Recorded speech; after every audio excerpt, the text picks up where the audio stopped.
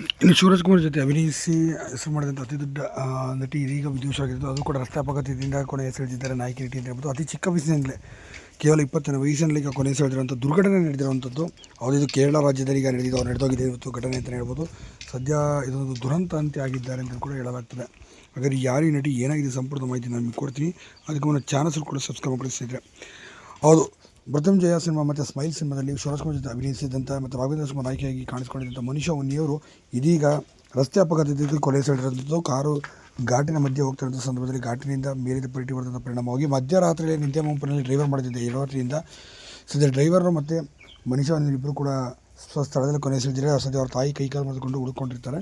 ಸದ್ಯ ಈ ಘಟನೆ ನಡೆದಿದ್ದು 1992ರಲ್ಲಿ ಬರೋಬ್ಬರಿ ಇಲ್ಲಿಗೆ 40 ವರ್ಷಗಳೇ ಆಗಿದೆ. ಈ ಘಟನೆಯನ್ನು ಇಂದು ಮೆಲುಕು ಹಾಕುತ್ತಾ ಅವರ ತಾಯಿಯವರು ಇಂದಿಗೂ ಸಹ ಕಣ್ಣೀರು ಹಾಕುತ್ತಾರೆ. ಅವತ್ತು ನಾನಾದರೂ ಸಾಯ್ಬಾರ್ದಿತ್ತು, ನನ್ನ ಮಗಳಿಗೆ ಅಷ್ಟು ಚಿಕ್ಕ ವಯಸ್ಸಿನಲ್ಲಿ ವಿಧಿಯಾಟಕ್ಕೆ ಬಲಿಯಾಗಿ ಹೋದ್ಲು ಅಂತೇಳಿ ಕಣ್ಣೀರು ಹಾಕುತ್ತಾರೆ.